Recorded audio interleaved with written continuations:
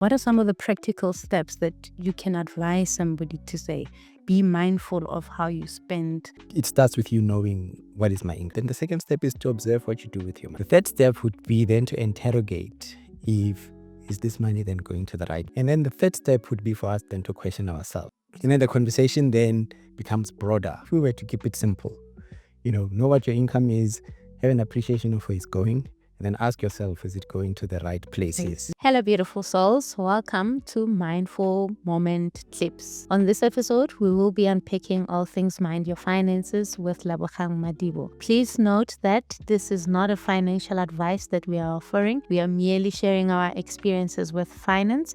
If you need financial advice, please reach out to the relevant financial advisors.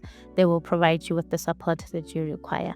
On this episode, we will be just unpacking our own personal experiences that we have and practical ways that we can save money or apply practical tips to how we engage with money.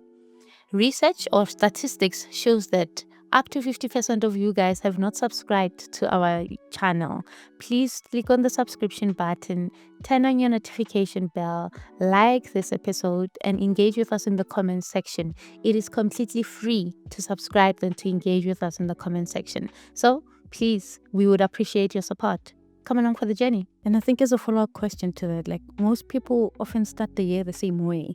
There's almost that thinking that January how I survive. Yeah. But the challenge then comes when it is a repetitive thing, when you start the year with the heavy burden of starting on empty. What are some of the practical steps that you can advise somebody to say, be mindful of how you spend so that you don't fall into the same pattern every year? So, and for me is, look, we understand maybe there might be December and you want to have fun, Yeah. and all of that. But for me, it's a continuous process. If you want to be financially self-sufficient, it's something you need to practice continuously. Yeah. And so you can't hope for miracles in age, me.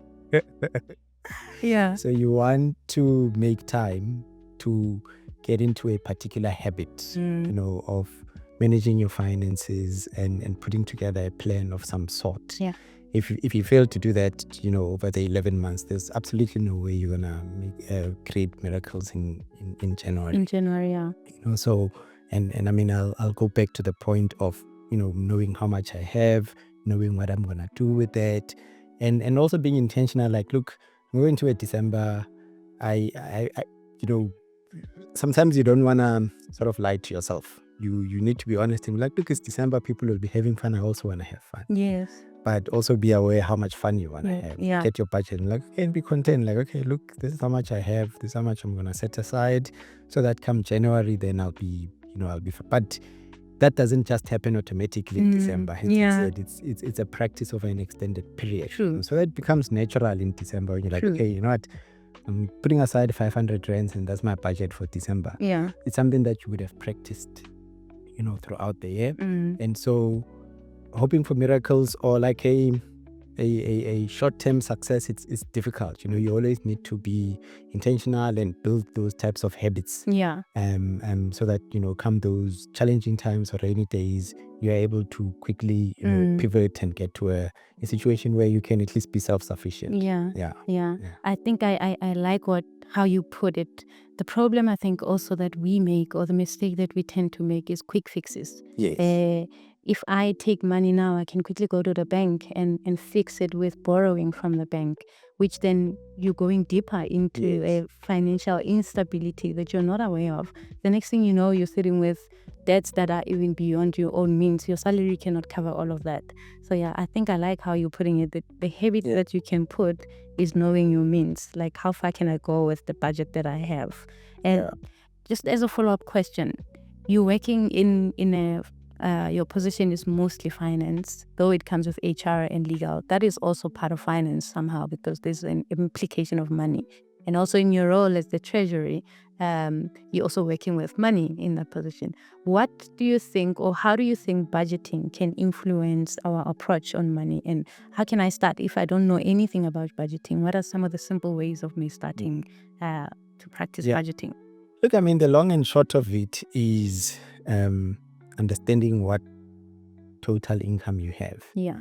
And I think for all of us, if you are still a school-going child, be it in primary school or high school or university, sort of the pocket money that you have, that's your income. Yeah. So you just have to appreciate the sources of income that you have. And with pocket money, you would know that, look, I get 2 rands a day. And so, for the week, it will be 10 rands. So you sort of have an idea of, okay, this is how much I'm getting. Yeah. And so it stays like that throughout life. And, okay, there could be people who might have more than one source of income. But it starts with you knowing what is my income. And once you know what is your income, then we have to be mindful about where this is going, or where it should go. Yeah. Basically, So I think when you start, it's about observing. You know what your income is from your work, pocket money, or depending on Where the source of income what is. your source of income is. Have that as a first step. Then the second step is to observe what you do with your money. And you just need to be honest, start maybe jotting down, like, okay, this is what I see my money doing, or where my money is going. The third step would be then to interrogate is this money then going to the right places? But if you're starting from a place of not knowing, rather get the facts, collect the facts. Like, this is my money, this is my income, and this is where the money is going, and jot that down. And like on a monthly basis, there'll be transport money, there'll be food, And then the third step would be for us then to question ourselves.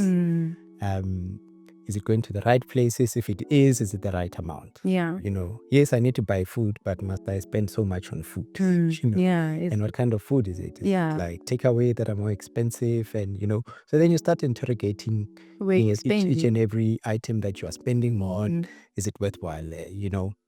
And then the conversation then becomes broader. Like I'm saying, that once you've figured out where the money is going, then you ask yourself, okay, do I have money that's going towards, saving for rainy days, for instance? So you then start asking yourself, those questions. But I think if we were to keep it simple, know what your income is, have an appreciation of where it's going, and then ask yourself, is it going to the right places? You need to question, and then, of course, the conversation can become more complex. Am I investing? Am I building wealth? And all of that, but if you keep it simple, just have an appreciation of where's the money going, and be content that it's going to the right places. It's not overspending, you're not underspending on certain things, I think that would be a good start of you then starting to build a budget, And then how complex you want it will vary from person to person. Thank you for tuning in. Please remember to like, subscribe, turn on your notification bell to know the next time we upload an installment, and leave us a comment in the comments section. If you want to watch the full episode, the link is somewhere on our screen. We'll see you on the next one.